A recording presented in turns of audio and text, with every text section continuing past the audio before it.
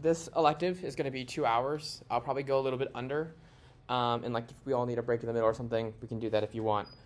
The primary thing is that I've done my best attempt at making this as organized as possible, but a large collection of this is essentially, my version of like a manifesto on being affirmative. And so it might be a little disorganized, might be a little bit rambly. So feel free at any point to ask me any questions you might have about what I'm talking about. And at the end, I'm sure there'll be time to like ask any questions you have about being Aff or anything possibly related to that. And yeah, the only thing that I ask is that if you are going to ask a question, don't interrupt me mid-sentence or like mid-thought. That will like sidetrack me and I'll like totally get lost. Okay. So the first thing I'm going to talk about is just some like top-level introductory reason like why I'm doing this. And this is really, really important because I think, especially now, being Aff is something that is incredibly underrated. There's a lot of fear-mongering about, debating the negative in, the Big 25. The neg gets infinite conditionality. The 1NC has so many process counterplans, critiques that we don't know what they're about. They have new DAs. All of these like college coaches come into high school, give people files that you've never seen before or arguments that you possibly can't keep up with. There's too many arguments to answer. There's too many unbeatable arguments like signing statements, and the neg block is just overpowered. I think that's all wrong and like it's all total facade that we've just all constructed for ourselves and is typically a lack of like not effort, but like directing the effort in I think the wrong ways in order to prepare ourselves to defeat negative attempts to beat us through just like blistering speed or novelty that we don't think we're prepared for. So if there's one ultimate takeaway I think of this entire elective, it should be that every single loss you experience is a failure of preparation, not in anything else. It's not a question of execution. It's not a question of your judge. It is all a matter of preparation. Like the response to that is obviously on some level, right? You could have done something better in each individual debate, but ultimately the way that you debate better, the way that you convince your judge better is by preparing better, by doing more work, by doing more thorough work. It reduces something that I like to call like friction during debate rounds, right? If you have a better constructed file, if you are more prepared, if you're more well organized, that gives you more time during debates to think about the actual execution than having to think about where are my cards to answer this, or what is my response to this argument, and what am I going to do? And so the only way to reduce those errors is through prep. That ultimately means that, I will say a lot of things in this that are like, very particular to certain ways of debating perhaps. And like, there are, potentially like speed differences and time differences that relate to like LD and policy, for example, that, might be harder to take away. But, I think the big thing is also just like, you should debate in the way that's most comfortable to you. There's, I think, still a lot of things in this that are, adaptable. But that leads me into a similarly connected point, which is like, I think it's really, really important to watch good Aff debates. Like there are so many debates on YouTube across LD and policy, and even if they're a different format than what you're doing, like it's still incredibly valuable to learn, how did somebody approach a new argument, especially as, arguments seemingly are becoming much more transplanted across, formats, then it makes it much easier to, pick up, how to answer a certain new process counterplan or T argument that is showing up stylistically in policy and then, into LD or vice versa. That also means that when you watch these videos that emulation, is incredibly important. You actually should attempt to emulate, the very best of debaters. There are plenty of incredible debaters that, are better than I ever was, especially, that are on YouTube that I watched all the time and I took, little sound bites from. I emulated their, the words they said, how they did things, even down to, I have like currently the exact same computer as, somebody entirely before that reason. But that also is to say that you should not get trapped into that. There's also a problem where there's too much, like, I don't even know like the word I'd use to describe it, but just like too much of an attempt to emulate, because ultimately what, you as a debater are, constituted of a variety of different debaters that you've watched and you're attempting to emulate. You should not exactly pattern yourself on someone else. You should take pieces from everybody, and every team you watch and every debate you're in is a learning opportunity. So I'm going to break up the actual substance of this lecture into 3 parts. The first of this is going to be what I'm calling the structure, and this relates to what I think are just like structural factors in debate that I think the Aff can exploit to maximize your opportunity to win. And like there will be some things about Aff preparation and Aff writing in here that obviously feed into feed into later parts, but the like overlap is sort of the reason why this is a bit disorganized. I don't really need to explain that, whatever. The first structural thing I'm going to talk about is the topic. The nature of the topic always dictates, obviously, how the Aff should play out, presuming whether or not you read a plan or not. Identifying the weaknesses and strengths of the topic at large, as well as specific arguments, is incredibly important very early on, and you should keep track of those things as the season develops, right? So right now, I'm sure some of you have talked about in lab, I'm sure we've talked about in some lectures, and I'm sure you'll talk about with your teams at the beginning of the year. Here's the topic we have in front of us, here's what we think the common types of asks are going to be, and here's what we think their common weaknesses are going to be. But the thinking can't just stop there, right? The thinking has to go, okay, we know that these are like the big thematic problems that every app has, or here are the arguments that the neg really wants to go for on this topic. So how does the app beat all of those things? And to be honest, you're probably going to be wrong. It would be shocking to me that if you got the topic right from the preseason, none of us have perfect information, and especially in high school, things can get pretty chaotic. And so what that means is that you should regularly essentially check up on this. What I always did is I had a rather, not necessarily a comprehensive list, but I had notes for myself on when I'm writing an app, when I'm preparing, here are the big things I need to be worried about. And I would constantly edit that throughout the year, right? At certain points in time, certain counterplans that become more or less popular. Maybe, a certain school decides to invest a lot of time in the state's counterplan at a particular point in time, and then everyone steals their files, and then the state's counterplan is big for 3 months. Keeping track of that information and being aware of it is critical. That feeds into the second thing, which is that not only should you attempt to predict the topic ahead of time, right? Be here are the arguments that might be strategic, but also argument tracking is incredibly important. You should almost never begin any pre-round, absent this other team just being horrible at disclosure, not knowing what a team you're debating, especially one in your bracket, could possibly say. Before a tournament, you can usually assess, what you need to do. Are you trying to break? Are you trying to win the tournament? And the teams that are most relevant for that, you should have looked at their wiki ahead of time, maybe made notes about what asks they're reading, what negative positions they like to read. There is nothing more infuriating as a coach, and forget whether or not it's infuriating to coaches, but just as a debater, you should have your own autonomy over knowing what is going on. Walking into a pre-round and being I have absolutely no idea what this team is going to say, why they're going to say it, what their 2AC could possibly say, is just the way you lose debates. So even if your coaches keep track, it's still incredibly important for you to do it yourself. Yeah. For the pre-tournament prep in this regard, tracking what negative positions a lot of teams run, Mm-hmm. do you think I know there's or I've heard two approaches doing that. You either work from the very top, the best teams there down, or from the middle and then up and then down. That's not really the best explanation. I get What is the style that you go for when you are looking at the teams that are there and then choosing which ones to prep for? So I think especially at larger tournaments, right, the bigger ones, it's really, really difficult to do literally every team, and it's hard to be really attentive to that. I think the most important thing is not to go top or start from top or bottom. I think the best is actually to, and this requires some honest self-assessment, right? But to look at teams in your bracket and where do you think you're going to end up being? If your team that frequently is on the bubble and are trying to clear at tournaments, then try to figure out which teams are at the tournament that you think are similar to that, and then identify those teams first, right? Because you might be in a situation where you're a freshman or a sophomore, and there's more return on investment if you spend that time scouting teams that might be competing directly against you, as opposed to maybe the team that has already won the Baker or the whatever, I forgot what it's called for LD, and it may be a little bit less important because that's not really going to swing your tournament as much.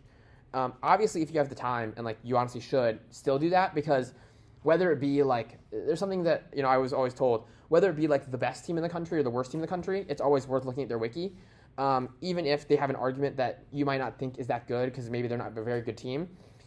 It might also be the case that they've just not written it well, and so it's also something that you potentially could write yourself, take, and stuff like that. Does that make sense? Yeah. Cool. The second thing that I wanted to talk about is, the second aspect of the structure is debate theory. This is a little bit of a mislead. This is really just to say that I think that the common theory block, neg accusations of all of the AF side structural biases, are actually entirely correct. The AF getting to speak first and last, and the fact that, judges just believing the 2AR more than the negative are all incredibly true things about debate. And yet, despite that fact, we just as AF debaters have decided to accept the premise that we can't do anything about the negative. So first, the idea of infinite prep and the fact that the AF gets the first speech, the consequence of that is that all of your preparation should be meticulous. I already know I said that kind of earlier, but this means that you need to have answers to everything and be prepared for basically every baseline argument your negative could read. You should never be in a situation where you're walking into a tournament and the most obvious politics DA of the weekend is not something that you have a 2AC to. There should never be a situation where the signing statements counterplan has been read for the past 3 years and you do not have a 2AC to it. I say all these things and you'd be shocked who still people do not have 2ACs to these arguments. The next steps on top of this is also to flesh out all of your answers to neg positions. I'll explain this more later when I talk about 2AC 1AR construction, but you also should never be in a position where you only have a 2AC. 1AR should be incredibly fleshed out. That usually requires multiple cards and a lot of, intricate thought, not only by yourself, but also, if you, do policy, then like talking with your partner about how you want to approach things. And then the best version of meticulous preparation is being prepared to answer new arguments before they're broken, right? If you are able to, eventually reach a point in the season where you think you are on top of everything that people have said so far, that is not good enough. Well, not only can you improve your answers to already existing things, but you can usually predict arguments that are eventually going to come, right? You have written your AF. You spent the most amount of time looking into the literature. If you, can do a survey of it and you're like, here's a DA that nobody has read yet, then, that creates a really, really powerful ability for you to preempt that. An excellent example that I can give you is I remember on the NATO cooperation topic, I coached a team where we read an AF at the beginning of the year about selling uncrewed aerial systems to NATO. And the entire year we were wondering why people did not read a DA about why Turkey would be really, really upset. And so prior to, a big swing in the year around winter break, we actually, I had R2A write a bunch of answers to this Turkey DA, and he actually ended up producing just like a Turkey advantage. And so we were ready to break a new advantage and had a bunch of link turn cards for this DA. Lo and behold, at the pace round robin, a team breaks the Turkey DA on us and are completely floored by the idea that we have, basically 20 cards just straight turning this DA, and it's an absolute crush. And that is to only happens, right, because of meticulous preparation. The idea that you know your AF, you get to choose that that's what the question of the debate is going to be about, and you have so much time to prepare for it. The other debate theory argument is that we get the last speech, right? That also means that you get to determine what is the most relevant factor in terms of winning or losing, right? Whether it be a permutation, a solvency deficit, impact defense, link defense, any of those things, the hardest part about the 2NR is that you have to make a decision between what you think the AF is going to spend the most time on and then hedging your bets against that. That means that something that the 1AR should always do and the AF should try to do from the beginning is force the 2NR to make choices. I'm going to give a relatively brief example here because I'll get into more of it in the 1AR, but the briefest example I can give you is that my senior year, we read 3 advantages in our 1AC, and basically not a single time did we ever plan on going for 2 of them. However, every single 1AR, I think for 10 to 15 seconds, we would always extend 2 of them at the top, purely for the reason that, negative teams get scared, which is something I'll actually talk about next, and so they end up overcovering these things, waste time, and spend less time on the things that you want that they actually should need to spend time on. Okay. The third thing I'm going to talk about is cowardice.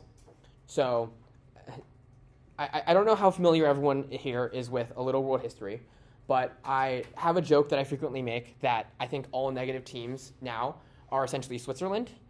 In 2 world wars, Switzerland decided to not partake. They were a bunch of cowards. They never made a choice. They decided to let horrible things happen around them instead of ever helping out. You might think it's a pretty cool country. I've been there before. It's pretty nice. But, you don't really want to be from Switzerland. You don't want to associate yourself with that. This is true of both judges and debaters. Negative teams are cowards. Judges are cowards. What does that mean? How does that help you? First, your opponents. The ways that they're cowards is that they usually will choose the path of least resistance.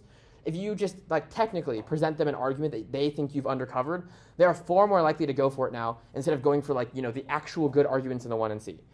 If your 2AC was, 3 arguments on the Constitutional Convention counterplan, instead of the case-specific DA that they read, they're far more likely to go for the con counterplan, and that's something that you can exploit. Another example is that negative teams also now refuse to, risk what they deem as too risky to call out arguments for being new.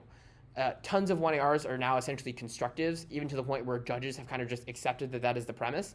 And, no 2NR ever really now does a good job of pointing out, you obviously should not get this. The AF, is obviously making debate much worse by making everything late breaking, and there's no way for us to predict this in the block. Neg teams deem that to be a waste of time now, essentially. They think, it's better off if we just treat their argument as if it wasn't new, we should just answer it properly, and we'll end up seeing what happens. However, the problem is that AF teams don't usually exploit this and, just end up wasting the 1AR and how they could treat it better. The last way that I think primarily negative teams are cowards is that they will treat your arguments as totally complete out of fear of two things. What I mean by that, to be clear, what I mean by that is like, if the 2AC says a sentence fragment, I think it's more likely than not that the block will treat it as if it's a complete argument because they're concerned about, one, the idea of tech over truth, right? So the 2AC like said the word thumper and then like a noun about a thing that had happened that week. And the neg will panic and be like, look, like if I don't answer this properly, the judge will think I've technically dropped it. So I'm going to read like 2 cards to answer the thumper. The other thing pertains to the cult of specificity. What I mean to refer to this is the idea that because a team has a more specific card about something, then it is inherently more credible, more correct than any other piece of evidence. An example that I would give for how this plays out is if the 2AC, read a card that is like, here is 5 different reasons why a country will not proliferate. And then the 1R were to read just like generic yes prolif evidence. The negative would not do that because they're so scared that the 1AR will be like, look, you dropped this hyper-specific warrant, here's this very particular thing, and then the judge will just check out on that. And there's obviously a bunch of other potentially better examples, but that's the one that immediately comes to mind. That's bad for the neg because that means that they are treating incomplete arguments as real ones, which, despite what everyone else might tell you, I actually think is the reason why the 2AC should proliferate incomplete arguments. Because that does 2 things. One, it means that they've now wasted a bunch of time answering an argument that, wasn't even real. But 2, what does them treating it as a complete argument in the block mean for the 1AR? Does anyone? Yeah. They can extend it like it's a real argument. Exactly. If you read a 2-word thumper that is just a noun in the word thumper, and then they read a card to answer it, you now get to read as many cards about the thing as you want because they've technically also introduced a new argument. So, it's just a great place for the Aff to be. Now, your judges. I think judges are some of the biggest cowards you've ever seen in the world. Like, they, act as if they flow debates, as if they know more than you. It's very rarely is that actually the case. I want to preface this by saying that, like, obviously you should listen to your judges. Debate is a persuasive activity. And, like, the way they want you to debate should ultimately be the way you debate in order to win. But that is to say that even if not intentionally, judges will have a lot of biases against being wrong and being concerned about being confronted by teams. Even if they don't think they do, it is an implicit bias and it's something that you should exploit. These usually occur in 2 ways that are very interrelated. First is a refusal to intervene on what they deem to be new arguments. This sort of relates to the first thing, right, where I talked about how neg teams will refuse to call out arguments for being new. So will judges. Judges will usually attempt to find a way to justify your argument even if you don't do it yourself, which you should, but that doesn't mean that you get much more leniency in terms of what is new and what is not. The reason they do this is because, they want to, they don't, very rarely, very few judges are willing to sort of stake a debate on them, themselves intervening and making a decision that, this was entirely new. I had to strike this. Nobody likes getting post-rounded about that, but in reality, what they're doing is just allowing the Aff to get away with murder. If you've ever, been confronted with a situation where you're neg and you're like, wow, this 2 hours is really, really new. I hope the judge, tosses away these arguments, and like that doesn't happen. This is why. The second thing is that judges really, really doubt their flow. That's not to say that judges cannot flow, but rather to say that a lot of judges lack confidence in their flow. Right? In a potentially ideal world, every one of our judges strictly flows the debate, and no matter how well they do, they purely make their decision based off of that because, right, it is your responsibility to be clear enough that they get all of your arguments. However, there's a severe disconnect there. The judges do not want to be wrong. They don't want to, make a decision where they think they might have missed something, and they're more likely to be cautious in those situations. That means that clear instruction in speeches like the 2AR and 1AR about justifying what you might think are new arguments goes a long way with judges, right? Assuaging their fear, assuaging their guilt that they might be getting it wrong, essentially gaslighting them into thinking that the arguments you've made were not new and are credible, is incredibly powerful. The next structure thing I'm going to talk about is called what I've now deemed the TikTok problem. And I'm sure you can kind of guess where this is going. We have now a problem where, our attention spans are incredibly depleted. Our ability to focus on details, the sort of micro foundations of debate, and honestly the world at large, are probably diminishing by the minute. I'm a part of that, and we're all a part of that to some extent. But how can we exploit that? The implication of this is that everybody in debates, especially now, are far less observant about details. Neither your judges nor your opponents are really paying attention to what exactly happens in debate. And like, I know that, you know, the initial instinct to that is like, what are you talking about, right? Like the judge is flowing, the opponent is flowing. They're like, you know, tracking the speech stock. They're reading everything I say. I don't think that actually counts as being observant to debates for two reasons. One, I don't think that they're actually paying attention to the precise warrants and wording of what your cards say at like a micro level. But then at a macro level, I think debaters are also a lot less attentive to, you know, the broader like strategic things that are happening within a debate, right? So the first thing, what I mean by that is the warrants of arguments people are paying less attention to. For example, if you were to tag a card, you know, to use the prolif example, right? Again, if I have a card that's like, here's 5 individual warrants for why prolif won't happen, just given the nature of speed and the number of cards people are reading, if I were to read a card purely tagged no Japan prolif, the likelihood of the negative identifying every single warrant in that card and making sure to answer them is far less likely now, because they're much more likely to just hear no Japan prolif, see the card, realize they have like 8 other arguments that they need to answer, and just like tilde in their header for AT yes Japan prolif, but like generically, and then that allows you to identify the warrants that they're missing, the warrants that they're dropping, and you know exploit those. And I'll talk about how to exploit those again more when I get to 1AR specific stuff. The way that plays out in the macro strategic aspects of debate is, I'm going to give an example that I think everyone knows and it can easily identify, but my point is that similar interactions like this usually get missed. I'm sure, have we all seen like the really ridiculous double bind to the negative plays where it's like, you know, T no courts and here's the courts counter plan. You have to say we meet to T no courts and now the courts counter plan competes. Like, obviously that's like a macro strategic thing that negative does to make it counter plan competitive. But there's a bunch of other ways that this can potentially play out with either other T arguments, like cross application from competition on certain flows to other ones. I think an example, actually, I'll use an example that we didn't get to deploy, but we were going to deploy at the NDT this year. We were going to read a pick out of In the United States, saying that in the United States required the app to be in the entirety like of the country, like every single state. And in fact, we were going to intentionally read a competition card in the 1NC. We were going to read a card that said that energy policy meant you needed to be economy-wide, which meant that you needed to be in the entire country. The reason for why we did that was because we wanted the 2AC to read their counterinterpretation of that word.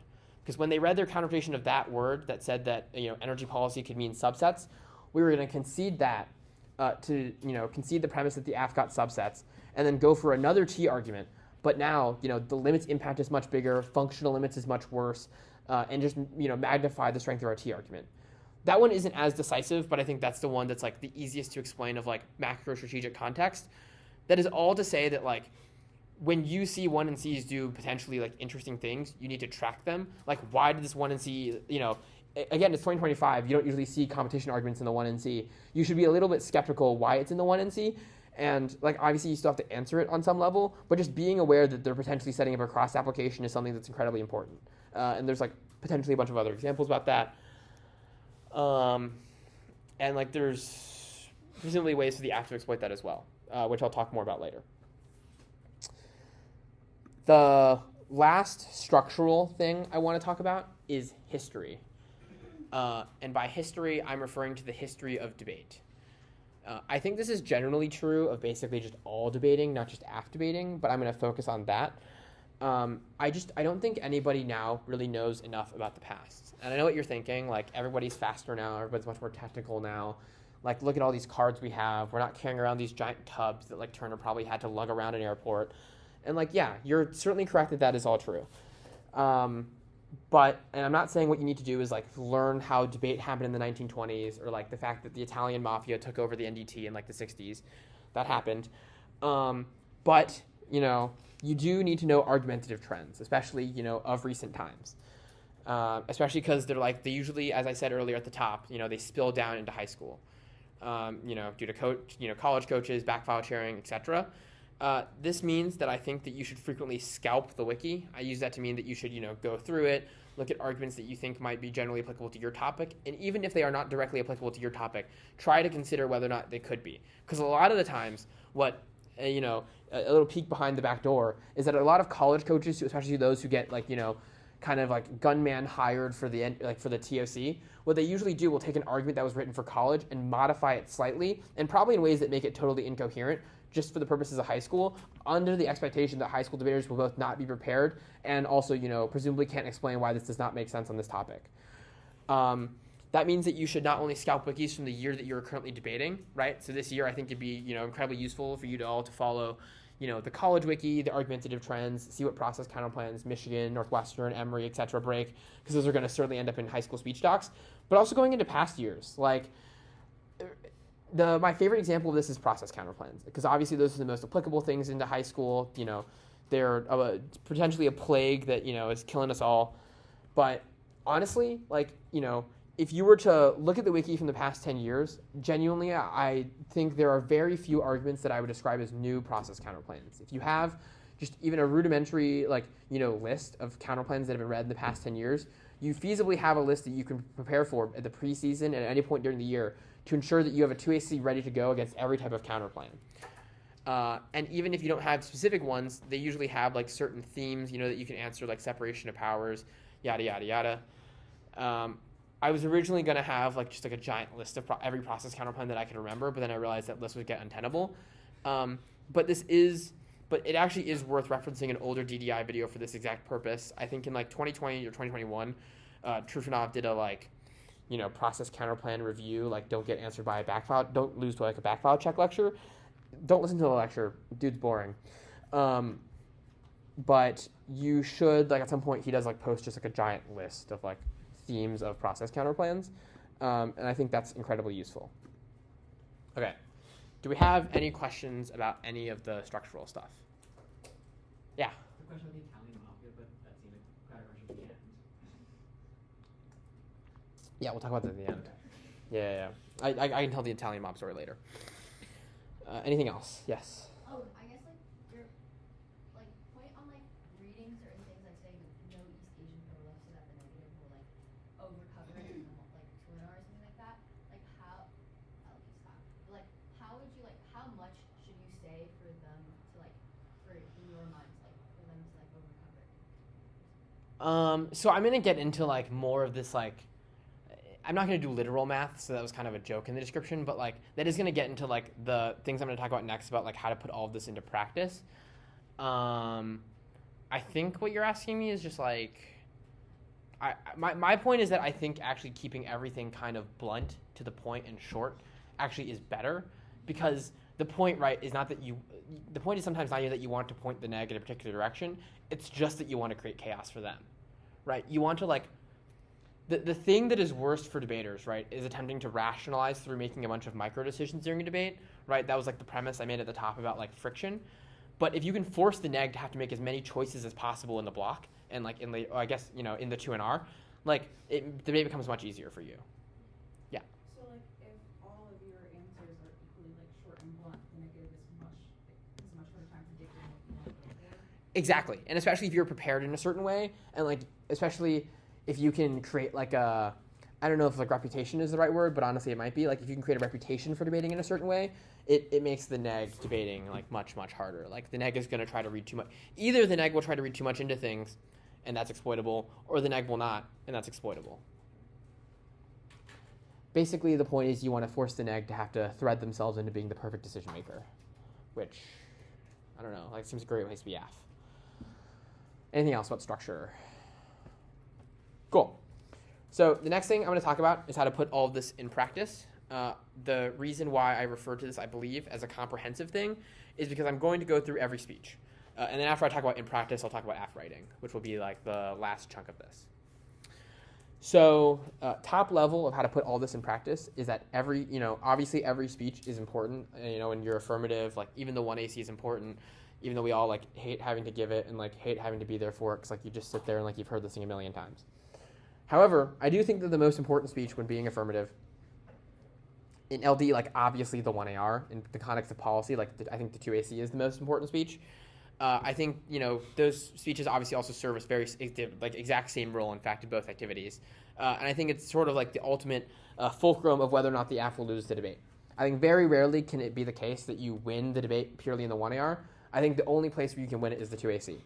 That is also to say that a lot of people act as if, the job of the 1AR is just to not lose the debate. That is also not true. The other important thing to consider at the top is that every speech is interconnected. The reason for why I refuse to separate this elective into, here's my takes about the 1AR, here's my takes about the 2AC, here's my takes about the 2AR, is because I truly don't believe that you can strategize or learn how to be Aff, write blocks, or make any decisions if you do not consider every speech holistically. So, starting from the 1AC. There are a couple important things about how the 1AC should be implemented in a ways that makes everything else I'm going to talk about easier. The first thing is that it's important to identify the core themes and language of your 1AC and incorporate that both into the tags in your 2AC extensions. And you should also make those as clear as possible from the outset. The reason why that's all important is because if you clarify key terms and concepts very, very early, it makes them not only hard to contest later, but it also makes it very, very hard for the judge to, forget about or to, discount later on. So an example of what I mean by this is if, you have let's say we're debating, honestly, let's say we're debating this topic and a big negative position is the strategic stability DA. And that you're going to have a lot of cards in the 1AC answering this argument and explaining your justifications for why the US and Russia will go to war in the status quo. And let's say your reason for that has something to do with hybrid war or gray zone warfare, like some people call it. And your card uses a lot of fancy IR terms, that they're under the fog of war or whatever. And that's the reason why they escalate. Incorporating those terms into your speech, in particular, maybe not necessarily the tag, but guaranteeing that those words are flowed in the 2AC and 1AR when extending your impact, guarantees the fact that when the judge looks back on that, they're like, oh yeah, you said fog of war. That was the important thing that I got away from 1AC cross-6, 2AC, and the 1AR. That means that 2AR impact explanation built off the fog of war gets to be basically as detailed as you want it to be, right? Because again, judges are cowards. And so the fact that you have a connection to the original 1AC understanding of an impact means that exploiting it far later on is much more credible. And there's a way to do that where if you are good about just making really, really important themes or things that you think will frequently come up in the 2AR very clear in the 1AC and also just name dropping nouns essentially in the 2AC and 1AR, that not only saves you so much time in all of those speeches, but it also means that you have so much more leeway in the 2AR. It makes it seem as if there's this big thing the negative is not contested the entire time.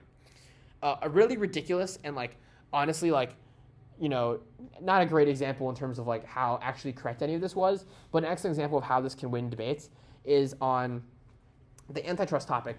We read an Aff about breaking up big tech companies, and me being the hyperbolic 2A that I am, decided to name the premise of our advantage named after a real economic theory, but had no reason for actually saying it in debates, but we referred to it as neo-Schumpeterian competition.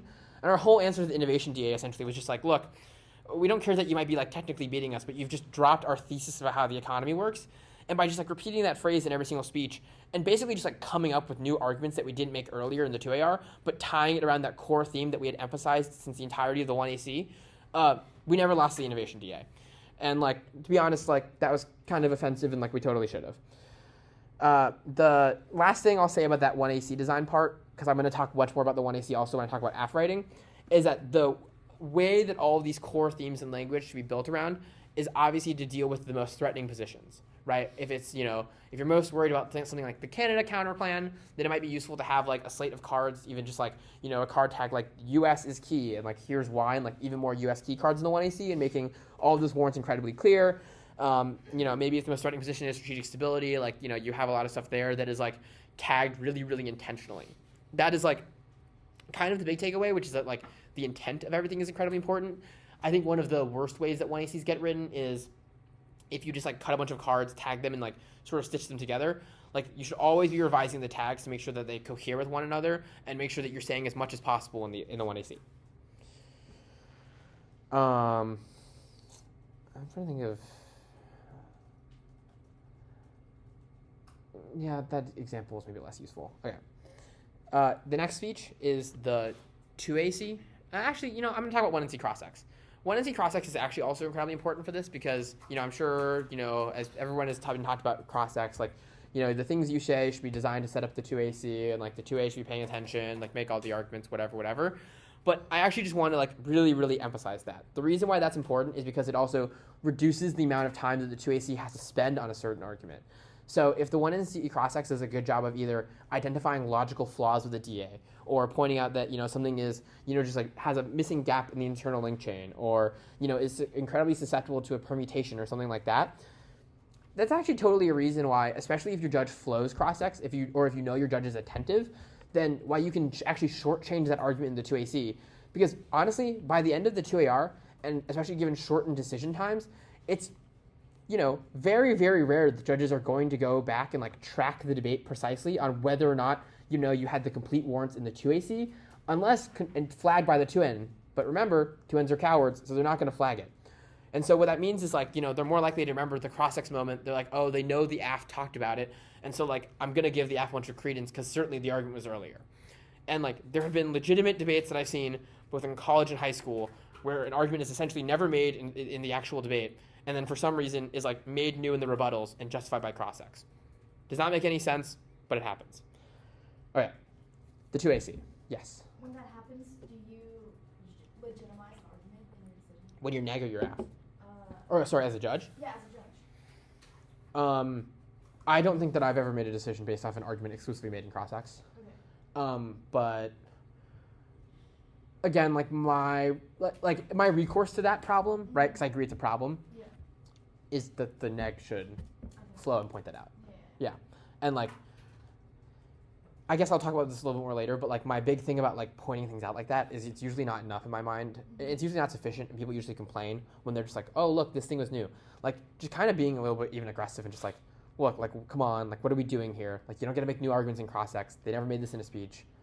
All that stuff. Yes? Could you think that, like, making an argument, like, if you, in the 2AC, say, like, that was cross-X, or, like, pointing to cross-X is partially, like, rhetorically useful, or, like... Yeah, that can be, so that's also, yes, I think that's also very useful, right? An example of this could be, like, if you think perm do both is really, really good against a certain counter plan for, like, some, like, explainable, like, decently explainable reason, right? But obviously the words perm do both do not in and of themselves necessarily constitute a complete argument in the 2AC. If 1NC cross-X spends a lot of time cross-Xing about, why does the perm not solve and, like, sort of breaking down the logic of their perm answers, then I think it is totally justified to save 2AC speech time to just say, perm do both, that was cross-X. You've accomplished the exact same goal in, like, 6 words, what might have been, like, 10, 15, et cetera, and it's just much more efficient for you. Because remember, like, we're really, really scared of neg conditionality, and so, like, we want to maximize efficiency in the 2AC. All right, the 2AC. I'm going to say something at the top here, which also obviously applies to basically every other speech. It just doesn't matter as much for the 1AC, which is why I'm saying it here, but it applies to the 1AR and the 2AR. And that is obviously that efficiency matters. Like, obviously, like, the amount of words that you're saying, the length of words that your blocks are communicating arguments is incredibly important. Like, obviously, I don't think any of us would disagree with that, but it means that privileging the precise amount of words you're saying can be important. Even shaving off a couple of words per card, per argument, right, can, accumulate dramatically. If, I'm not going to do the exact math because I, decided not to do math when I got into college, is, if you, like, shaved, like, 5 words off of every card or every argument, you, like, eventually have, like, maybe 4 or 5 more cards at the end of the day, and, like, that's incredibly valuable. So a couple actual things about the 2AC. So first thing I already mentioned is proliferation of arguments. I think it can be incredibly important to make as many arguments as possible, even if you don't think they are entirely complete. I think that's totally okay. And actually, in fact, the way that you should do it is you should attempt to root them in, like, what you might deem basic logic, and you should act as if it is such. And, like, I think the biggest problem and the reason why most 2As are deterred from doing this is because they're scared of, like, that cross-X moment where they get asked, like, where's your card about this? Like, why is this true? And, like, they kind of just, like, fold and, like, they think the judge thinks they're dumb or whatever. Like, your response should actually be the exact opposite, and it should just be to bluster. For example, if your 2AC on politics was like, there are other thumpers to the bill, like, Epstein list, and, like, that's all you said, and, like, the 2AC cross-X was like, okay, what are we talking about here? Like, you haven't read a card. Like, like, why would you back down from that? Your answer should be like, what are we talking about? Like, do you read the news? It's obviously the biggest deal right now. Like, I don't need to read a card for something that, like, you should just, like, know from, like, looking at Apple News on your phone every morning. And, like, that might seem a little bit, like, overly sarcastic and overly blunt, but what is the neg going to say to that, right? Like, you basically want to re-raise and force the negs who are cowards into like having to defend their own premise of their question, which is also too much of a rabbit hole. But like, do you get what I'm saying? Yeah. Do judges ever get mad at debaters when they sort of like bluster about something in cross that they might not be an expert Yeah. in? So I think there's a distinction between blustering for the sake of blustering and blustering rooted in some reality. So I think the way most judges describe it, right, is not like, obviously most of us have been there before, and like, I don't think anyone has ever like, cross-sexed purely or answered purely like rooted in truth. I think it's just about demonstrating that you know things about the world. So like, you obviously like could not say like Thumper Epstein list and have no idea who Jeffrey Epstein is, right? Like that's probably not ideal. But given the fact that you're writing your 2AC, right, you probably like know what random nonsense you're writing and at least have some background to like bluster about. And also like, I don't know, I feel like most judges, I think there's a line between like blustering and acting as if your opponent is like truly being dumb, which, potentially crosses the line, versus just being like, I think this is self-evidently obvious. I don't get why you don't. And like also we'll get a new card later about this or whatever. I think that most judges are pretty okay with that. Basically, if it's more of a demonstration of knowledge, I think it's better, like just like real world knowledge. The more it's just very obviously you don't know what you're talking about, that's bad. So the actual thing that I was originally going to break down and do math for, but I'm again refusing to do that, it also relates to proliferation of arguments. And just because I wanted to like break down how to like think through this, right? So imagine your 2AC to a DA. There's obviously multiple parts of a DA you can answer, right? You can say that it's not unique. You can say that, maybe the thing will happen inevitably, link defense, internal link defense, all of that stuff. And let's say you make even just like 5 initial arguments on a DA, right? You have like 5 arguments that are like, answer every relevant part, and like those are the basic answers. Theoretically, right, the neg would only have to answer 5 things in response to that, and then, it's a pretty easy day for the negative. They get the whole block, or like they get this giant overpowered 2NR and LD, and like you're just in the hole. The recourse to that, right, is the thing I said earlier, where it's actually more important to introduce individual arguments that have arguments within them. So I'm going to go back to the Prolif example for this. If I read a No Japan Prolif card that has 5 individual warrants, right, there is a way to make it so that this really isn't like one argument, but I've actually made 5 arguments into themselves. And the way you do that, which is briefly going to be me touching into the 1AR, is that the 1AR should always have a stack of cards. So the way I can show an example of this later if we really need, but the way we used to do this is, we would have like our list cards in the 2AC that essentially just listed warrants, and then we would have a stack of cards for each individual warrant ready for the 1AR. What that then means is that, if the negative does not do a very good job of dealing with each one of those, I can just read a pile of cards about the thing that they have not answered properly. So, if they answer 4 of the 5 warrants and they don't answer warrant 5 very well, and I read 6 cards in the 1AR on warrant 5, like the 2NR is 5 minutes. Like, they're kind of in a rough place. And then if you were to do that same like list warrant concept, right, for every single 2AC argument, then you have 25 arguments that the neg now has to deal with, which as a 1N does not sound like fun. The second thing about the 2AC/LD1AR is that I think the case needs to be hyper efficient. The way this is accomplished largely has to do with above, but also has to do with just giving 2AC speeches. I never really found like practice debates like overall particularly helpful, but I did find like giving 2ACs/ I guess for LD the 1AR to be really, really useful, especially on a new app, because you want to make the case as hyper efficient as possible. A couple ways to do that obviously are not only to go as far as to like actually that's not the way I want to phrase this. I'm a strong advocate for embedded clash. So what I mean by that is that the 2AC I don't think should ever explicitly reference a negative argument made. You should just answer all of their arguments in order in a way that, does it technically on the line by line and somewhat identifies the precise argument you're answering. So if 1NC says like no Russia war, I'd begin my answer with Russia will go Russia war now, and then like my like really brief warrant. The reason for that is because that saves me the time of having to say like they say or 1NC1. And obviously certain judges might need that if they're like bad at flowing or whatever. But I think generally you should try to engage in as much embedded clash as possible because it saves you words in the 2AC. like demo debate. I think I tried doing that. I also haven't debated in a year and a half, and so that was a little bit rough. But there's plenty of examples you can find on YouTube. The third thing that has to do with the 2AC is that there's a bunch of like little, and like I'm gonna keep calling the 2AC, the 1AR for LD. Example of ways that you can exploit common neg habits. So I think a lot of negs have a lot of really, really bad habits when they are giving their speeches that you can exploit. First is I think most 2ACs should make thumper or uniqueness arguments first in the 2AC. That might seem like, duh, obviously, like we always do that. But it is also going to connect to the other things in this list. The reason why I think that uniqueness and thumpers, especially at the top, are really, really useful is because there's a thing that every 1N especially, and, if you're in the 2A lecture, I think a lot of you are 1Ns, is that like you have really bad habit of doing, which is like whatever the first argument is, if you have a lot of cards in your file, you kind of just like reading them. And so what usually typically happens on the politics DA, for example, is that if the first argument is uniqueness, you're going to read like every yes pass card that you have. When in like reality, if the app has no intention of going for won't pass, you've just like wasted as much time as possible.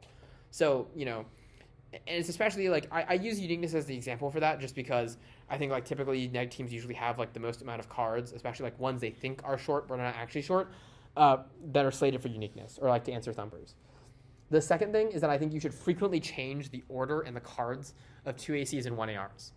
Even if it's not to your best cards, I think, there are plenty of teams out there, and remember, this goes back to argument tracking, that you yourselves know, frequently rely on blocking out your previous speeches, knowing what you've said before, and are heavily reliant on that. If that is the case, changing the 2AC or 1AR, in a certain debate, even just the order, but especially switching out the cards for, maybe you say you have an A+ card right now for no link and you switch it to your like slated like A- or B+ card. Even that basic change, even if it might seem at the cost of reading a slightly worse card, what it does do though, and especially if you tag it even a little differently, is it throws the negative team entirely off. And like, it's just like there's so many schools out there that rely on like having access to your information and being able to like pre-script their 2NR ahead of time, that is completely devastating for. Like making these people who are inherently not good decision makers and are reliant on their coaches in order to make decisions for them, forcing them to be the one to make decisions is just the best place that you can be, as I said earlier. The third thing is that you should alter whether or not you put your best arguments early or later in certain blocks. What I mean by that is like I think what is a common piece of advice, and makes sense to me, especially for earlier, like younger debaters, is that you should usually put your best arguments at the top of the 2AC. The reason for that is because, right, you always want to get foot to it. You always want to make sure you make it. But the problem is that becomes such an ingrained, like, colloquial idea that what it usually ends up happening is the neg also believes that the first argument in your 2AC is usually your best, and, as I said earlier, is less likely to treat arguments later towards the bottom of the 2AC with as much seriousness. As you get more advanced, as you become a better debater, and as as you write your AF, obviously you should be the one most familiar with not only how fast you are, but how long your cards and how long your blocks take to read. That means that you should never be in a position where you're not reading the cards you want to, which then the implication is that if you move your best arguments later in the 2AC or 1AR, it means that it's sandbagging it for the negative. They're more likely to like feel rushed at the end of their speech to be like, oh, I need to really quickly answer this. I'm not going to read all the cards I actually wanted to. And that means that, you kind of get to devastate them. The last immediate piece of advice for the 2AC is that I think you should actually, again, another thing that goes against the grain on normal advice is that you should put arguments you don't have answers to earlier. The reason for that is, right, someone might break a new DA, they might break a new counter plan, and usually you put it to the bottom so your partner can either find you answers or like, so that you'll get there with like 2 minutes, and that way you can like scramble your docs during the end of the 2AC to like try to find answers at the end of the speech. You actually should put it earlier and just make as many arguments as you can possibly like think of. Not necessarily even carded. The reason for that, right, is because, again, the reason why this goes against the grain is because common advice to debaters dictates the idea that you should put arguments that you're the most scared of towards the bottom, and putting it earlier demonstrates to the negative that perhaps, right, puts some doubt into their mind that you're actually really ready to answer this position. The reason why your 2AC doesn't have that much to say is not because you're not prepared, but it's because you think their argument is so ridiculous and such a preposterous idea that you're ready. You think you can credibly defeat it by not answering it with much, and that like shockingly works. Anything else with the 2AC? No. Okay. The 1AR.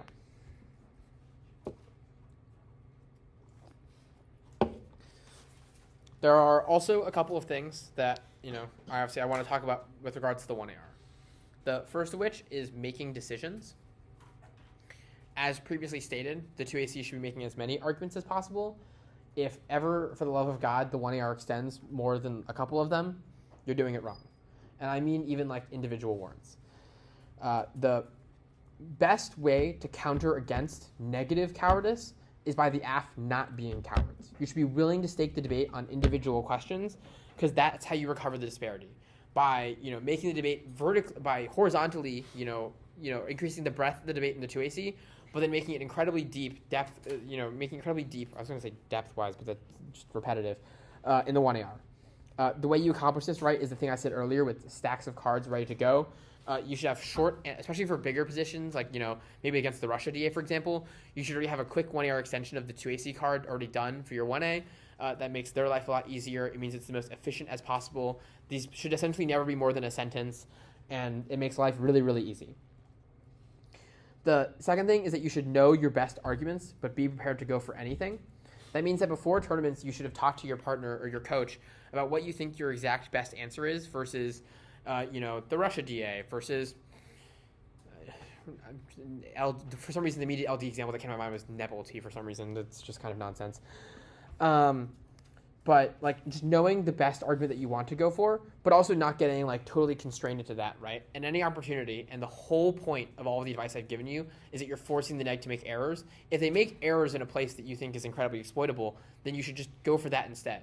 So your A plan can be go for impact defense, but if they like drop a link turn to a thematically similar DA on one page and then you can cross apply it in the 1AR, then like you should totally do that. Or like have your partner force you to do that. The last thing for the 1AR is that I think the case should always be really, really light. Almost basically no matter how big the block is on it, like usually the depth of the case debate kind of becomes irrelevant, especially because you're picking and choosing. I think this becomes especially easier the more familiar you are with your Aff. The introduction of buzz phrases or buzz words that are pertaining to your 1AC make extending the case much easier. And that just like saves you a bunch of time. Far too many times is the 1AR spending time line by lining like every single card that the negative has read in the block. You should never do that. Like sweeping indicts are your friend. Like applying like broad thematic concepts of your Aff will go a long way. Is there something else there? No. Okay. The last thing in the 2AR, the last thing is the 2AR. So I think it's really, really important that you tie all of this in effectively, with all of the earlier wording. The reason why I found it the most useful a common practice that me and my partner did was that we would frequently argue. And like, I don't mean in like a like nonsensical way about like, like food or something. Like we would genuinely argue about our Aff constantly. There was no better critic and no more aggressive critic of any 1AC that I had written than my 2N. And, me vice versa for the arguments that he had written. And so talking to your partner or your teammates and arguing with them about the thing that you have written forces you to not only think through the negative's argument, but also familiarizes them with the way that you want to phrase things. That means that when time comes, right, you have a similar vocabulary for explaining your argument. And that means that the 1AR is much more connected with the 2AR. There's too many decisions and there are too many debates that are decided on, oh, well, I think the 2AR sounded differently from the 1AR. That should never happen. That is always a failure of preparation to ensure that the 1A is on the same, playing field and understanding that the 2A is. I'm not saying that the 1A needs to have a precise understanding of the Aff as the 2A does, but the words and the explanation of everything is incredibly important. I'm actually also going to transplant that to LD really quickly. Like, obviously, you don't have partners, but that's also incredibly useful for something that also feeds into the last piece of advice I was really going to give, which is like training your judges is incredibly important. In LD, what that means is if you and your fellow teammates all speak with a similar language in a certain way about your particular case and to answer arguments, even if judges don't want to, right? Even if every debate is new, they're implicitly thinking about that when you're speaking. So if your teammate won on XYZ argument and explained it the same way that you're about to explain it, it actually reduces the burden on you to explain it as much, right? Because they kind of know what's going on. And that makes your life a lot easier. It makes your teammates' lives a lot easier. In the context of policy, it also makes life a lot easier because over the course of a season, if you're like, if you've been training your judges in a certain way, they get more familiar with the way you debate. It kind of becomes difficult for them to actually like check themselves against you. What I mean by that is like, if you frequently make 2AC like fairly, blippy 2AC arguments or make arguments in a particular way or explain your AF in a certain way, it reduces the burden the next time you debate in front of them to either explain all of that to the depth that you did previously, because we as humans are just naturally going to input some of that information for ourselves as much as we'd like to say that we don't. Does that make sense? Perfect. Yeah, I mean, last piece of two-way advice doesn't really make sense in the context of this lecture. All right. Any questions about any of the practice stuff before I talk about AF writing? So any questions about any AF speech, either format? Yep. Cross-exit of a 2NC, so I think, or like, what is the best strategy to avoid, or I don't think not like avoid making new arguments, but what are the best ways to like strengthen arguments you have? So I was never somebody who's particularly good at cross-exing. I was usually pretty good at answering cross-ex questions. But I ended up by the end figuring out that the way I could go about my bad cross-exes was to kind of just let the neg talk and like talk themselves into a place that really ended up hurting them. So if you think there's like strategic concessions you can make or there's a cross application you want to make, you should try to set that up as subtly as possible. The example I can actually give you is the demo debate. I got some feedback afterwards that was like I was getting killed during 2NC cross-ex. I entirely agree. Nora was doing a great job of explaining certain parts of arguments that, were technically in that instance not going well for us. But the reason why all of that happened is because I intentionally wanted her to explain the link in 2NC cross-ex and also wanted her to explain, why icebreaker dominance was going to collapse inevitably. Because as you witnessed in the 1AR and 2AR, our entire strategy was to concede both those premises and to answer their argument. Do you get what I mean? Like to set all of that up. I think you can do a similar sort of thing, even without like necessarily needing to make strategic concessions. Like the biggest value that I always took away was just clarification. Like neg teams are usually rather unclear in how certain things work, or how they solve, what exactly the link is. So you can clarify all of those. You can clarify like the thresholds of things, right? Like what does it need to be like to a link to this DA? Like what exactly does that constitute? Like what are their win conditions for framework, stuff like that. The reason why all of that's still useful is because it clarifies win parameters very, very early for the judge. That way both you know what they think it is, and also the judge clearly knows what they think it is as well, which might sound like it helps them, but you get the 2AR. So you knowing as early as possible makes the debate much easier. Anything else? Yes? What is the best way to tie ethos into the 2AR? What is the best way to tie ethos into? What do you like? Just like Or not? I feel like the 2AR is the speech that's like your ethos matters the most in terms of like I agree. negative can't call you out on that. So how can I utilize that? So I have a couple of like rather brief thoughts about that. I think if you wanted a more comprehensive thing about that, honestly, I did not give necessarily the most ethos-y 2ARs, but like there are plenty on YouTube that I can point you to. I think a couple things. First, ethos matters earlier rather than later. It kind of matters in both places, but like the earlier parts of your speech are the parts that the judge remembers the most. Again, this is just like a natural human bias thing. As you're speaking, as you're droning on, we're more and more likely to lose attention, which also becomes a reason why the 2AR should also, by the end, also have more ethos. So like the beginning and the end are the two places where the ethos is most important. Beginning, because that's the part the judge remembers the most, and the end, towards the end, to rein their attention back in. The second thing is that it should be like timed in a certain sense. I don't mean like, you should pre-script jokes. Those usually like suck and don't land. But what I am saying is like the whole 2AR cannot be ethos, right? Because at a certain point, you're then just like dropping things. And so picking your spots, picking your moment, maybe you like have a particular analogy to frame something. All of that can be incredibly useful. The example I can give for that is that we repeated a bit the entirety of my senior year when answering the prolift DA, because our entire strategy was to always go for prolift defense, and we were always ceding the premise of the link to the negative, which meant that the 2NR always stood up and was like, the link overwhelms like the lack of physical capacity or whatever. And we came up with a joke halfway through the year that was used for the 2AR that some judges actually found like kind of helpful for conceptualizing our argument. That was like, my partner, whose name was David, the joke was like, David, since he was a small child, dreamed of being a linebacker for the Detroit Lions. Unfortunately, he weighs 140 pounds and is like 5'6". Like, there are basic physical limitations that constrain him for doing something, no matter how hard he wants to do it. And like that kind of like, doesn't need to be funny, but it is descriptive, and it is something that like, can concretize in the mind of a judge like how exactly your argument functions. Because otherwise, right, they're far more likely to just check out on like, yeah, you might be right in the abstract about like impact defense, but like link shape the direction of it. And just like thinking through those things ahead of time, even if it's not an analogy, but just like vividly describing things. Another example of this that's not like a concrete example is like T debates. T debates are can be some of the best debates. They can also be some of the worst. The reason why they're the worst is because 2ARs and 2NRs fail to vividly describe what the world of their interpretation looks like. That does not just mean that like saying like, you get this AF, we do not get these kind of AFs, etc., and like just like listing things off. Rather, like here are the debates that play out. Here are the debates that we think are valuable that ought to happen, and here's the ones that they get constrained by.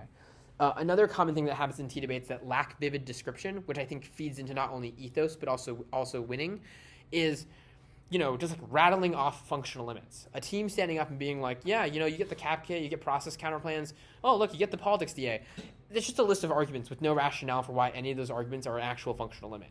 The 2AR instead, like characterizing these as like, here's what the resolution says, here's what it requires under our counter-interpretation, here's why that mechanism that it requires still guarantees all of those things. These things all link and are still powerful because like whatever warrant is relevant. Does that make sense? So like the resolution this year mandates exploration and or development that very clearly links to set call, et cetera, et cetera. Yeah, or like the resolution this year requires unilateral action. And so, and so like saying just like you get the multilateral counterplan or do it multilaterally counterplan probably does not constitute a complete argument, but explaining like, look, the wording of the resolution as is requires the AF to always be unilateral. So no matter how small the AF gets to be, no matter how uncontroversial of a mechanism, the neg always gets the unilat DA plus multilat counterplan. Does that make sense? Yes. This is like kind of a broader structural question, but I'm someone who's very K-focused, has a hard time thinking of debate in like technical terms. Yeah. How do you make the decisions of like, we're going to concede this to like maximize this argument? Because doing that calculation is something I have very difficult with. Yeah, so I actually think that, I think that thinking about things I think that breaking it down in that binary, I actually think is doing a disservice to what I think like more critical debating can be. And that is to say that I think the reason why typically those debates can become more disorganized is not because I think that inherently the argument is more disorganized, but it's harder to, as you said, like strictly apply all of the concepts to like offense, defense as you traditionally understand it.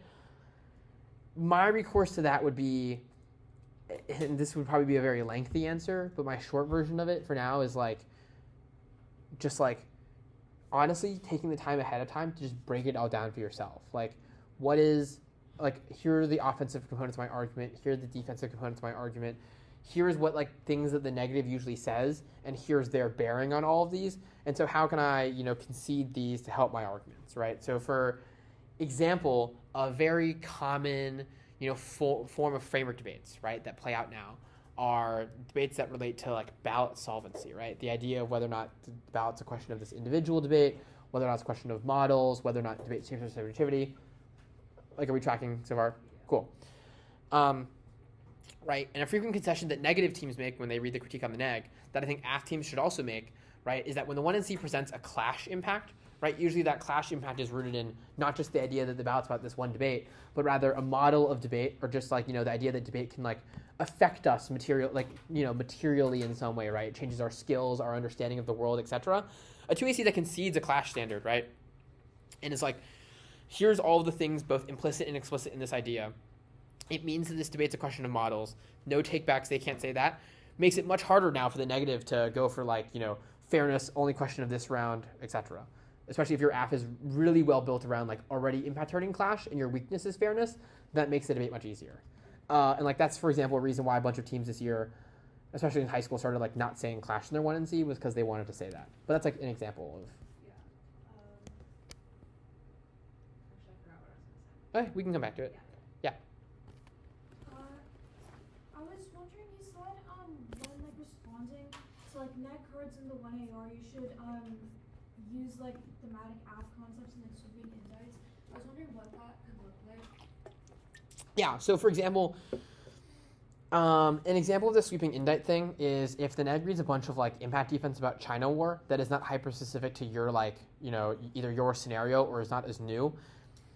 For some strange reason, like a bunch of 1ARs will waste time being like, 2NC Heath, not about Taiwan, 2NC whatever, like not like too old or whatever. That is all extra words that I don't think you actually need to use. I think you can just apply a broad sweeping indite, just like all their cards are either too old or not about Taiwan, and like it accomplishes the same goal. Like that seems like really really basic, but like there's a lack of attention to even like that kind of detail, and I think in most 1ARs, and that's why they get bogged down on the case. Did that make that sense? Yes. How and when do you know to start weighing or trying to outweigh the case against like insertion of disads or other opposite positions? And do you do that in the 2AC, and how when there are multiple opposite positions? So I don't think the 2AC ever should like make a weighing argument. I think that's kind of just a waste of time and usually implicit on the case. So I think this gets done actually in 3 different places, everywhere that's not the 2AC. So first it starts in the 1AC. I think this actually goes again into like the tagging of 1AC impact evidence. I think the way that you phrase certain things can feed into eventual explanation about like the speed of your impact or the magnitude of it. And this will get a little bit into AF writing, but like frequently in 1ACs that I've written, I usually preempt certain parts of impact defense. Like there's a lot of cards and they're usually tagged like defense is wrong or whatever. And like for some justification, and that usually becomes a pretty big theme of the 2AR. And that usually starts the weighing relatively early. I think in the 1AR is usually the best place to start this, but even then I wouldn't go into really any details. Again, at least amount of words as possible, and usually be to just like point out that like our impact is faster, or like it outweighs on scope, etc. But remember, this also goes back to the previous thing of if the 1AR is doing a good job of maintaining what I'm going to call like discipline on the language that it's using, then maintaining consistency with the case and then relying on like 2NR impact calculus and then justify 2AR impact calculus, I think very rarely leads to a situation where the 2AR does not get to say something. Large times, especially now, like the only thing the neg block will say on a DA is like DA outweighs and turns the case, and then like kind of just explains what the impact is, and never really explains like is never at least comparative, right? They might say like the DA is faster, but they're not like why the AF is necessarily slower. And so you can say that any allegations of that in the 2NR are new, and so you get it new in the 2AR. Because it's also not really new, right? It's just comparing your impact to something that you like technically already did. Yeah. Anything else about practice? Okay. Sorry, I need a second because AF writing, I literally just wrote ramble. So it's just going to be talking. Okay, AF writing. I think there are a couple of things that are the most important top level to do with AF writing that are going to sound pretty over-related with the top of everything I said. That's mainly just because like my main theme has to do with meticulous preparation. I think every AF needs to be, basically, you should never make any single decision with the 1AC or any argument when writing an AF that does not maximize your opportunity to win. Every decision should be made intentionally. Nothing, like this might sound kind of depressing, but nothing should be funny. Like everything you do needs to be done with, does this maximize my opportunity to win a debate, relative to the other decision that I could possibly make. The introduction of any card in the 1AC, any card into the AF file, the time I'm going to spend cutting a card, does it meaningfully affect the degree to which I'm going to win? That is like the most important rubric for decision making, not only because obviously we all want to win, but also because we're time constrained, which means we can't do everything we possibly want to. So that means, focusing on the most important arguments, the most threatening, even if you might have a bunch of fun writing answers to like the Buddhism K or whatever, probably most of your debates are not going to be about Buddhism. And so it's less time, you should spend far less time there than on like the Russia DA. The second consideration when AF writing is to map out, prior to AF writing, map out negative arguments that are the most threatening. So I mean that not in the context of just like, the counterplan stuff that we talked about above, like, you're threatened by like the Canada counterplan, but also topicality. Doing a survey of T early on, of not only the cards, right? So like we all have that like large Trufanov file. I don't know if it's been distributed to certain labs, but like that is like our topicality generic or whatever. And like, just like doing T research before you write AFs and such, doing all of that is incredibly important to ascertain what exactly, if you're going to be topical, what AFs you can and cannot read, what you think can be defensible, what are gray areas possibly that you can exploit. And that usually ends up shaping your decision making. The third thing about like broad AF writing is that you should attempt to, and this kind of conflicts with number one, you should attempt to cut every single card. Especially if it's an AF that you plan on sustaining for a long period of time, even if it's a one or done, I can't words. Like even if it's a good for one, like you should attempt to maximize the amount of cards that you can cut for it. The reason being is because you can usually always find better cards for cards that you already have. You can be like, I already found my internal link to Russia War. I already found my internal link to this other impact. But there might be other cards out there that are better, say it in like a shorter amount of cards that you need, are more recent. And so being sort of always on the hunt for the better version of the thing you already have is incredibly valuable. It's also valuable because it leads to you having more, 2AC and 1AR options in terms of evidence. If you cut, 10 cards to answer the Russia DA, you might be in a certain place where you don't have enough cards for certain arguments to extend them. But if you cut, 100 cards about the Russia DA, even if some of them might be somewhat overlapping, you now just purely on a numerical basis have many more cards, which allows you to, do this like stack of cards in the 1AR thing. Also allows you to do the thing I said earlier about like switching cards in and out and rotating your blocks and what cards are actually being read. It also allows you to better do number two, which is think through the best negative arguments, because if you've read every card and researched every thing, not only should you eventually like know all of your AF stuff, but you should know all the neg stuff as well.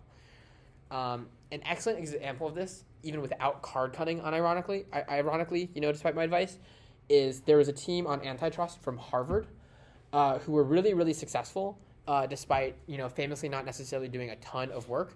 But the work that they did do all year was that they had read basically every single article on the internet that pertained to their AF. And what that led to was every single time anyone tried to break a new argument against them, even if they didn't necessarily have a card to answer it, they already knew exactly what that article was talking about. And so they were able to demonstrate not only their expertise on the subject matter, but also, rather quickly dispatch the negative. And that led to them being really, really successful despite, attending Harvard and like doing a bunch of like school related stuff. And like, yeah, that team was quite good. Yeah, okay, so those are all of the, I think, like broad AF writing things that I usually like to think about. The next thing is to do with writing the 1AC. I think 1ACs are best done. I kind of love this phrase. It's like, most, like, I think this is true of like research and most things in debate, but 1ACs are best written serendipitously. I think it is very rare that you should, come into a situation where you should never be in a situation where you know exactly what the 1AC is going to look like before you start writing it, and even at any point. Like, what you usually want to do, and even though it might seem inefficient, is you want to reach a place where you just have a kind of like a pile of cards, and you kind of got to figure it out from there.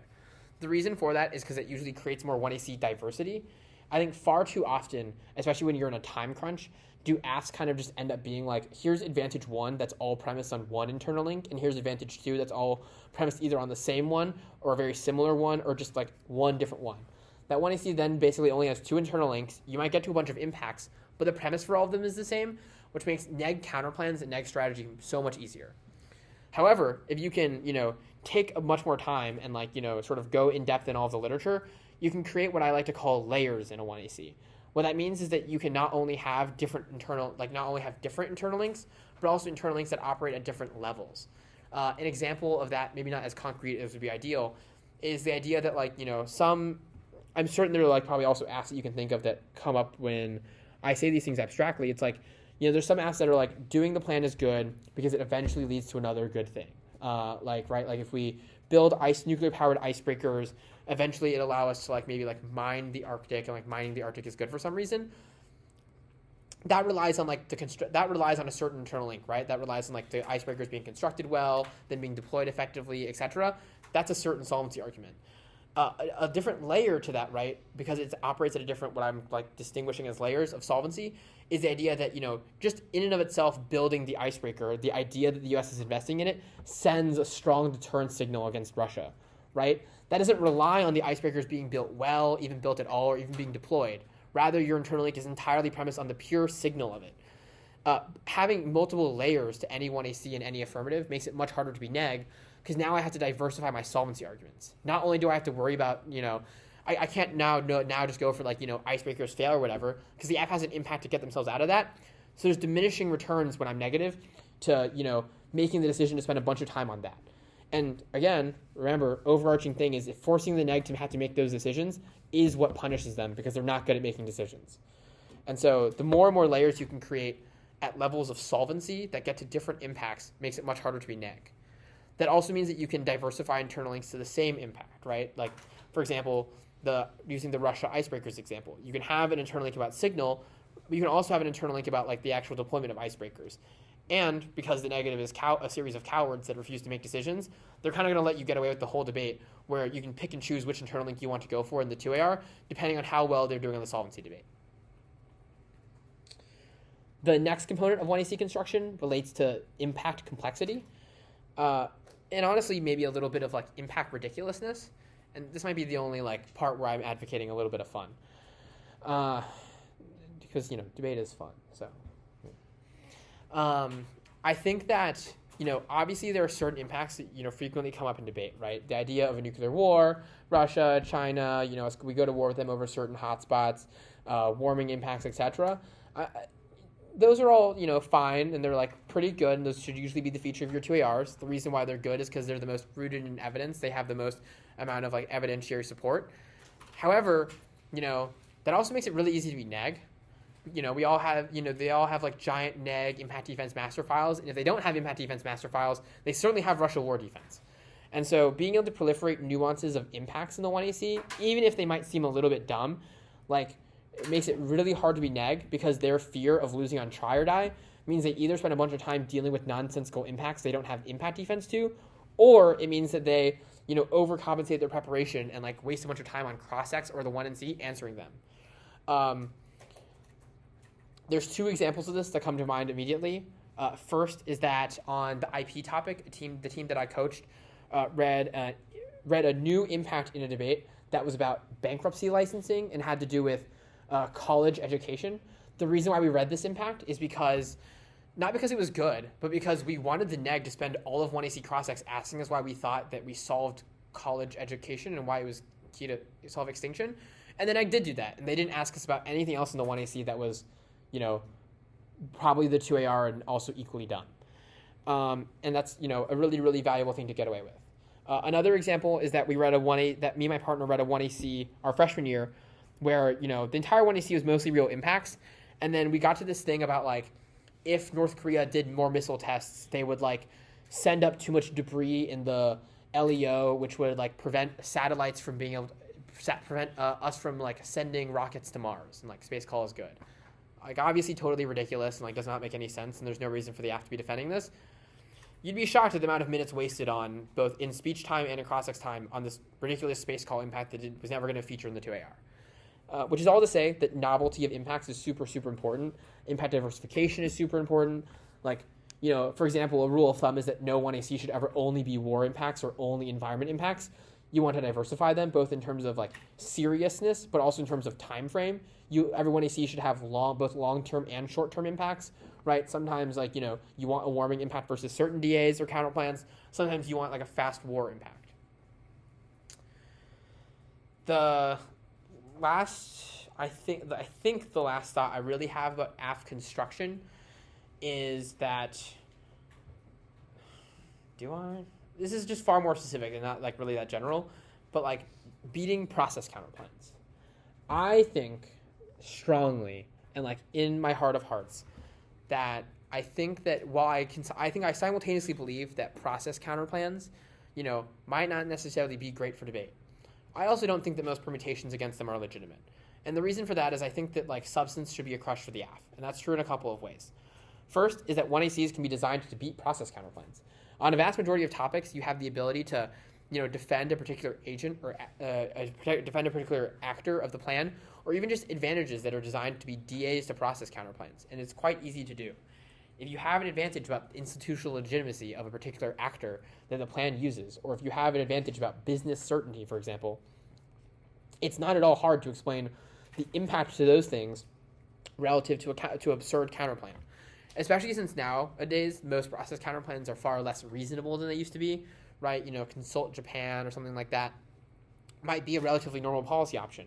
Instead, and I hate to bring it up again, you're debating things like the signing statements counterplan, which literally causes a constitutional crisis. If you cannot explain a substantive deficit to certainty relative to your case with regards to a counterplan that causes a literal, just absolute, tire fire at the constitutional level, I would rewrite your affirmative. That's just one easy example, but it's just it's so easy to write apps around these things. Trying to. Wait a second. What else do I have?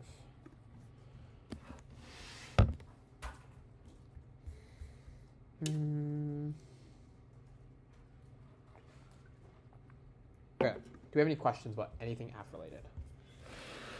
Yes. When it comes to constructing sort of affirmative for your team or for JV debaters, what is a good way to go about that so that way you're still involved with the process and still understand the case, but it's being diversified amongst a bunch of different people in terms of construction? Are you asking how to organize that? Both how to organize it and then also just more broadly how to make that research still hit the marks that you should be doing a lot of the research for it. And this is for an app that you're not reading, but largely JVers? Or maybe an app that I might be reading for the first tournament of the season because So that actually leads me. Okay, you actually reminded me of the thing I did want to talk about, which is good. So the last app writing thing, I hope, we'll see if I forgot anything else, is that the purpose of your app is incredibly important to shaping what app you end up writing. What I mean by this, and I kind of mentioned it or alluded to it earlier, is the idea that there are certain apps that are written to be sustainable, that are designed to be tested for long periods of time, and there are other apps that are designed to be good for once or used for very specific instances. In the context of which you're speaking about, Elliot, which I'm pretty sure is the longer, more sustainable, bigger apps, those apps typically you want to be more in the main of the topic, primarily because those are least susceptible to T. It forces the neg to have to write case negs, and it's easier for you to adapt over the course of a season because there's a lot of literature about it, which means you can cut a lot of cards to answer neg off case positions. Typically, these apps either rely on truth or just through the sheer force of having a lot of cards to beat most negative arguments. They have the ability to, usually at their best, have new advantages that can be broken throughout the year and have just generally strong core premises to leverage themselves against most arguments. I think when attempting to organize things like this, if done by yourself, it's quite self-evident. But amongst a group of people, you usually need to have some sort of centralized individual organizing the collection of broader work. I think divvying it up can be helpful, but forcing yourself to realize that probably on some level you're going to have to do a lot of the cleanup is also probably important. But yeah, I don't know. I think just giving out individual assignments, you take this part, you take this other part, but making sure they also have an understanding of what the app is trying to achieve, probably gets most of that done. Does that make sense? Okay. The second thing, and this is usually my favorite part of app writing, is how to think about good for ones. There's two usual schools of approaching this. You can either do it on the sake of just writing a new app for the sake of having a new app, which is fine, it's okay, but it's usually less strategic. The far better version of this is making your new apps intentional. There should be a reason why you're breaking new, whether you're reading a plan or not. There should be a particular strategic trend that you pick up from your opponent that means that you can attempt to exploit this best with your app, either in a particular opponent or over the course of a year you've noticed something. So, if your opponent really, really likes the politics DA, right? And this team all year has been going crazy on the politics DA. They keep winning every debate. They're always super updated on it. then if you want to write a new app for the TOC, right, you're probably thinking through the lens of how do I best maximize my ability to beat the politics DA? So then you end up writing an app that beats the politics DA, and designing the entire app around that premise first means that you're, far more likely to win in the debate. And this is where a bit of the ancient history comes in, because I just have a bunch of random examples of all of this. And tragically, they're all related to one person, for the most part. On 2018-2019, the executive authority topic, there were a couple teams in the upper echelons of the Copeland race, right, the race for the best regular season team, that Kentucky knew they were going to be debating at the NDT. There is a team from Georgia that very much so only went for essentially politics, and a counterplan with the net benefit was politics. And so prior to the NDT, they made the decision that they were going to write an app entirely designed around straight-turning politics.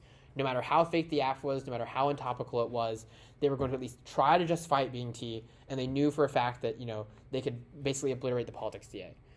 Lo and behold, they debate this Georgia team, round 6 or 7 to the NDT. They're affirmative. They break this aff. It's a 3-0 for the aff from Kentucky.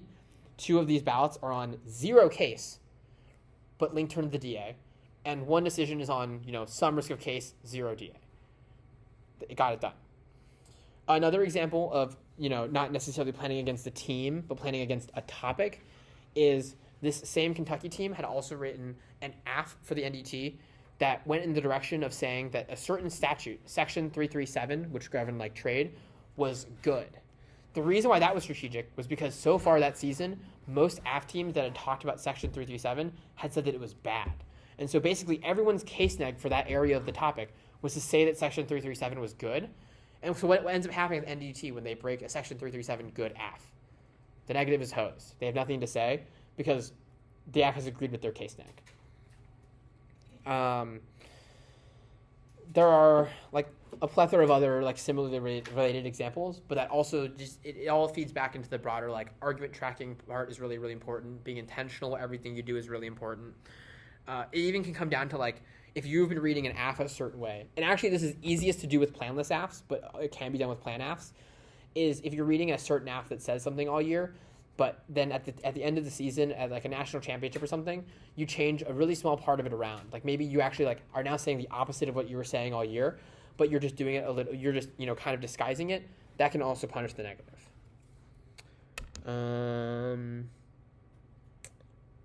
Yeah. I have one I just realized I had an anecdote that I originally wanted to use earlier in the elective, but I'll do it later if we have any other questions. Yeah.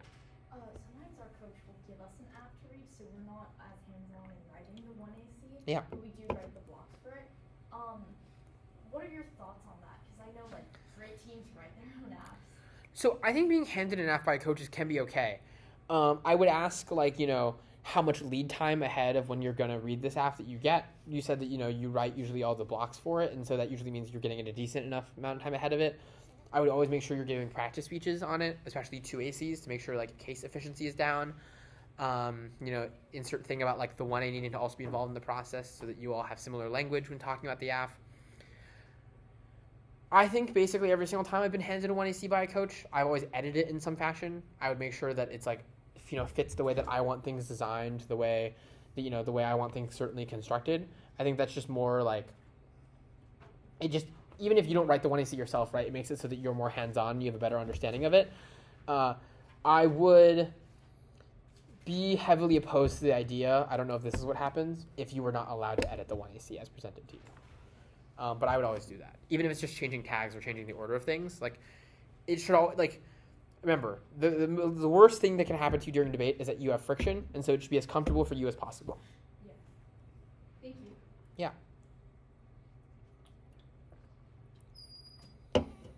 Anything else? Okay, I'm going to give one last example of how I think a 2AC and 1AR can, an anecdote of how they could devastate the negative, and then I'm going to shut off the recording, and then we can talk about the Italian mob. So the example that I can give you is that there was a midterms disadvantage being read in 2018. This was the time in which Brett Kavanaugh was being debated to be a Supreme Court justice.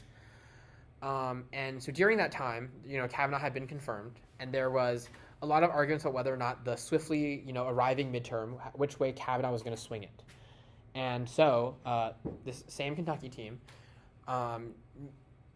realized, again, against a very similar Georgia team, that this Georgia team was only going for the midterms DA at this point. And so what they were going to do was they were going to read a 2AC card that was genuinely horrible. Like, if you looked at this card, it genuinely said nothing. It, said the word, Kavanaugh will affect the midterm. The reason for this, though, was to bait out the negative slate of answers. Either the neg was going to read cards that said that Kavanaugh did not hurt the GOP or that Kavanaugh did not hurt the Democrats in the midterm. And whichever one the negative read cards about in the 1AR, the 1AR was going to read the opposite. So you've arrived in a situation where the 1NR has said, Kavanaugh being confirmed will not hurt the GOP. And the 1NR reads 10 cards about why Kavanaugh being elected or being, becoming a member of the Supreme Court hurts the Democrats. The 2NR is now hosed. The 2AC card was bad. You're probably going to get laughed about it during cross-ex, but you kind of got to suck it up for a moment and realize that you're just pigeonholing the negative into a place they don't want to be.